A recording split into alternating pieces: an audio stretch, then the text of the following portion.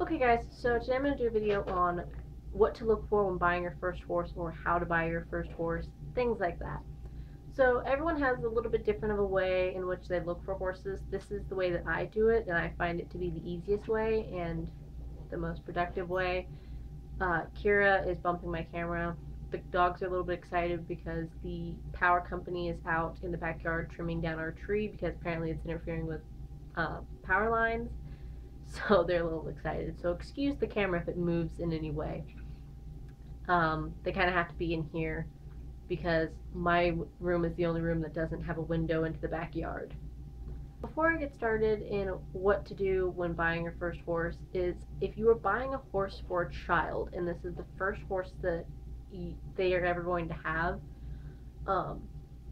and they just got into horses, like obviously if they're a little bit older of a kid and they've already been around horses for a long time and they're passionate about it, this doesn't really apply. But if you got a kid who just now is saying, I want to have a horse, make sure that they have at least a year of lessons. And when I say a year of lessons, I mean once a week you go and you take a lesson, if not more than once a week. And if you can't afford lessons once a week, then more than likely you cannot afford a horse because horses are much more expensive than most lessons.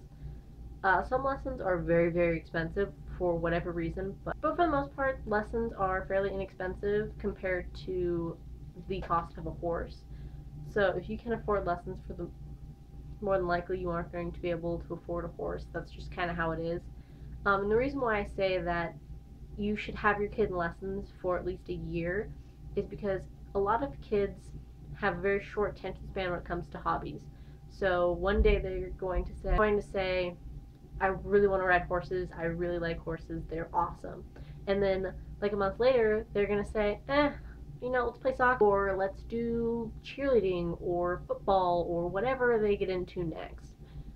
So, you want to make sure that they're dedicated to it. And for the most part, if a kid goes through lessons I make it sound like a horrible thing. If they do lessons for a year, generally they're going to be more involved in horses and they're going to see what riding horses is really like.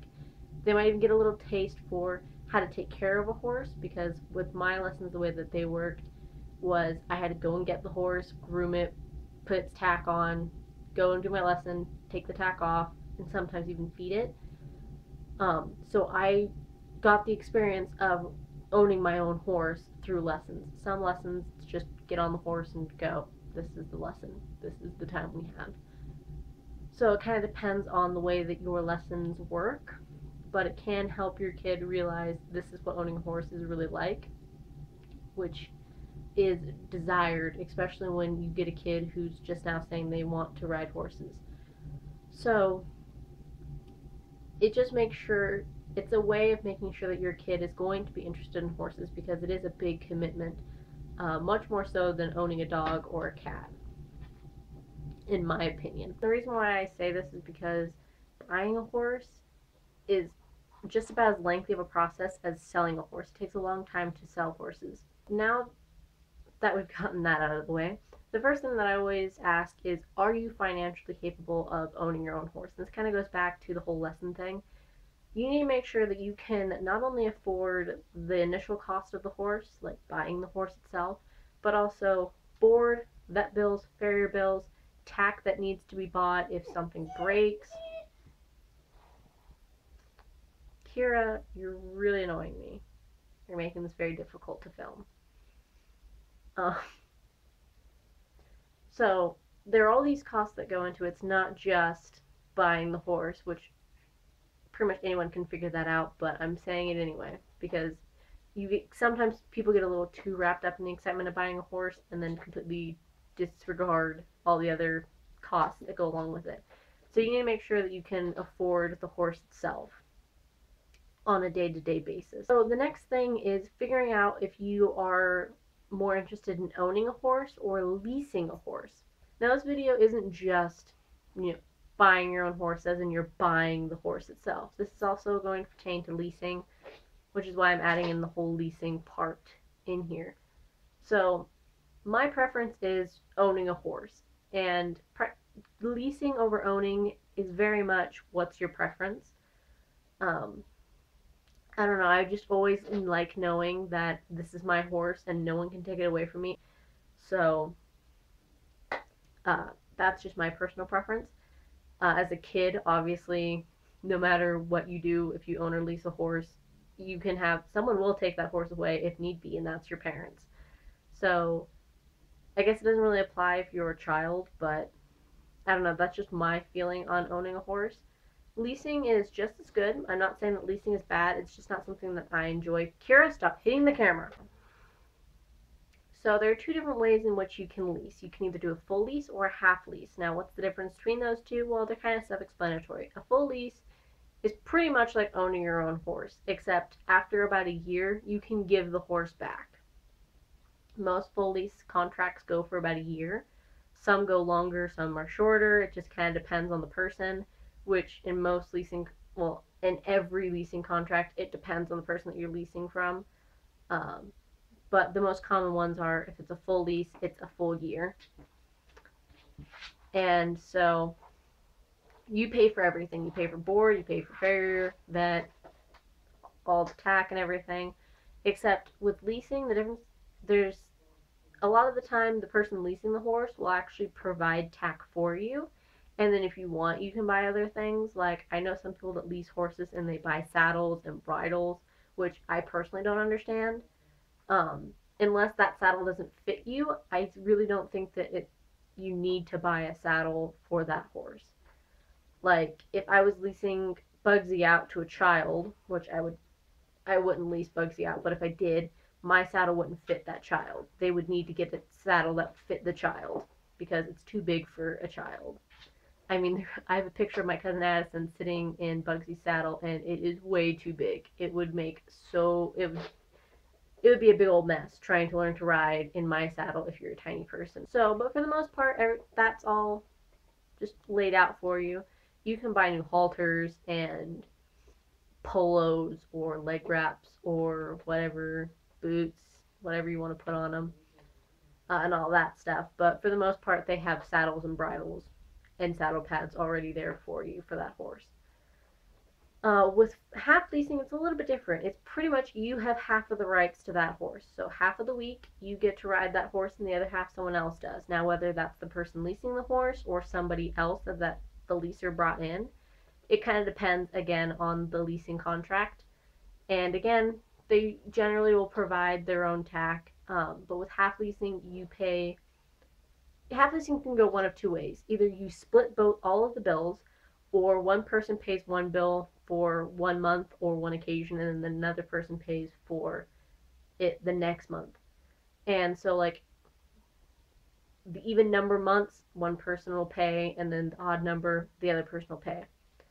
Same with farrier bills, every other one you pay. With vet bills, a lot of the time you split it, just because vet bills vary depending on what you're doing, and also vet bills don't come around very often. Like, in the good situations, they don't really happen that often. So it would be kind of unfair if the horse got an injury and then that person paid for that vet bill, and then by the time that the horse needed another vet bill, the other person wasn't even on the lease anymore. So a lot of the time they split those bills. Now, half leasing, it's more common for you to be able to find month-to-month half leasing than it is to find month-to-month with a full lease. So half leasing is, you're not locked in for as long generally with a half lease than you are with a full lease. But half leasing is the least expensive way of owning your horse. So if you aren't financially stable enough to fully own your own horse or full lease your own horse, half leasing is a good option. Okay, the third thing is look for a barn. Now, why is this the third thing? Well, there are a couple of reasons. When you buy your own horse, if you don't have a location for it, then what are you going to do with that horse? Who knows? Also, if you buy your own horse and you've got a certain date picked out for when they need to come, and then you go to a barn and they say that, oh, we have openings but not until this date, and it doesn't coincide with when the horse is coming, that can create problems, and it's just a big mess. It's best to have the situation laid out beforehand than it is to have it when you go there. Kind of like moving to a new state or a new city. You want to make sure that you have a job and a house to live in before you actually move there. That way that you're already prepared once you get there. It's that same kind of principle idea. If you've never moved out of state or out of a city, then you've never experienced this. I moved out of my state to Oregon for about 6 months or so. We weren't there very long. We came back. So we know what it's like to move out of state. I'm not going to repeat myself, so if you have any questions about what to look for in a barn, then I will annotate that like in this area-ish, or I will put the link in the description as well for those of you who are on mobile. So the next thing is you want to make sure that you not only have money saved up for buying the horse itself, but you also want to have money saved up for the equipment that goes into the horse, especially when you're buying your own horse instead of leasing, because generally when you buy a horse, they don't come with tack. When we sold Chief, we gave them the option of, hey, if you want, we've got the saddle that fits him and his bridle. We're not going to be using it anymore. We have no need for it. So if you want to take it, go ahead. And they chose not to, so we just ended up selling that saddle. But not everyone is going to say, hey, I've got this saddle that goes with this horse. Do you want it? So, Kira, quit hitting the camera. So, if you need to, you're going to have to buy a saddle, a bridle, pads, all kinds of things for that horse. So, you want to make sure that you have that money set aside already before you get the horse. Now, don't go and buy saddles and bridles and things before you get the horse. That's just silly, because you don't know what size horse you're going to get. And you don't know if it's going to fit your horse. So you want to make sure that you don't buy anything that is specific to sizing. So like if you buy grooming stuff, that's fine. If you want to buy some fly spray and some treats, that's fine. Let's see, what else can you buy? Buy a helmet for, like, stuff for you is fine. For the most part, saddle pads are going to fit every horse. So you can buy those unless it's like, I don't know, I've never seen a saddle pad that doesn't fit a horse, unless you get like the little mini ones. Those don't always fit. Things that you don't need to know what size horse to buy it, you can buy that ahead of time. But if you are buying things where you need to know what size the horse is, best not to buy it yet. And it's very important to make sure that you save up money for is a trailer and a car to pull that trailer if you don't already have one. Trailers are very important, especially if you're going to be doing showing, because you need transportation to get that horse to and from locations. And even if you aren't showing, you do need a trailer, or you're going to need a trailer at some point, so it is good to have one on hand. That's what I'm doing at the moment currently, is I'm saving up for a trailer. Kira, so the final thing is looking for the horse itself. Now, it's taken a couple of steps to get here, but it's best to have all these things prepared before you start looking for a horse, just because you want to make sure that you've got the foundation set up for your horse before you bring them over. The first thing to look for in horses is definitely not color, definitely not gender, definitely not breed. Those are like the last things you want to look for. I always say look for ability and training first. What I mean by that is your horse trained to where it matches your training? And not, I don't know what I'm doing, so I'm going to get a horse that doesn't know what they're doing. No. What I mean by matching is, I don't know what I'm doing, but the horse does. That's a match. That's loveliness. Because there's a saying in horses where green on green makes black and blue. Now, color-wise, that doesn't make any sense, but with horses it does. Because if you have a green rider on a green horse, there's going to be bruising and issues involved. So you want to make sure that you get a horse that is at the level that you need it to be. So if you're more experienced, buying a less experienced, greener horse is better. If you're more green as a rider, then buying a horse that's more push button is going to be better for you. Now, with ability and training, that also encompasses what discipline does that horse know. So if you want to do jumping, best not to get a Western horse or a dressage horse, because they aren't going to know what you're asking them to do. Especially if you don't know how to train a horse, you need to get a horse that knows the discipline that you want it to do. If you want to do all, then get a horse that's well-rounded, that knows how to do everything. Kira? Next thing is two-part. I look for ability first, and then I'll look for temperament and age next. And neither one outweighs the other. I think they're both very important. Temperament, the reason why I think temperament is something to really look for is because if you got a psycho crazy horse and you don't know how to control psycho crazy horse, then psycho crazy horse is not for you. But easy, kind of relaxed, lazy horse is going to be good for you. Getting a horse that has a good temperament that you can actually control is a good thing. And then age is another one of those things where it's sort of important depending on, what you want to do. If you're doing showing, you definitely don't want like a 23-year-old horse. That's not a good idea because you're not going to be able to show on that horse for the most part.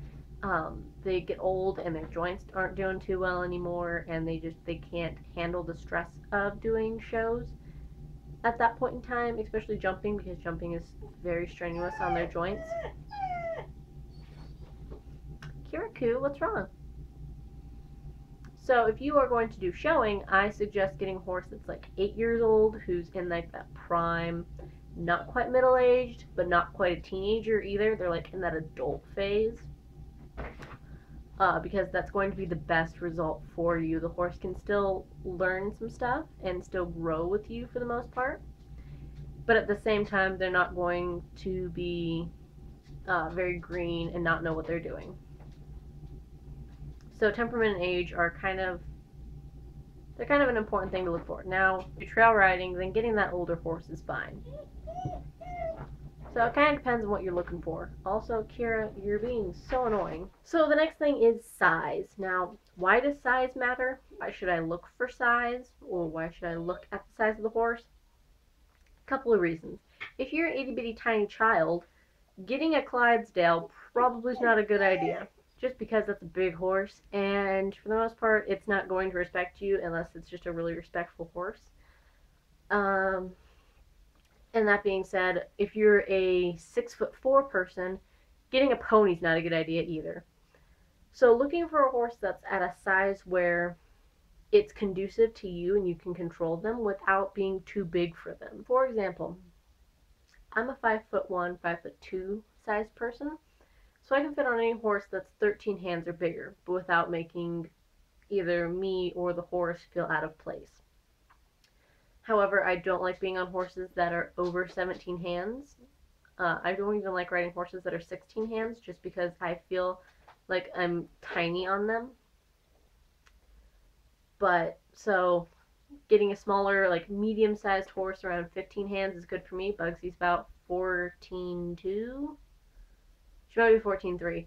I don't remember. I measured her the other day, and I just can't remember what measurement it was. I think it was 14.3. But someone that's like Jason's size, who's 6'4", 200-pound human being, probably not a good idea to put them on a 13-hand horse.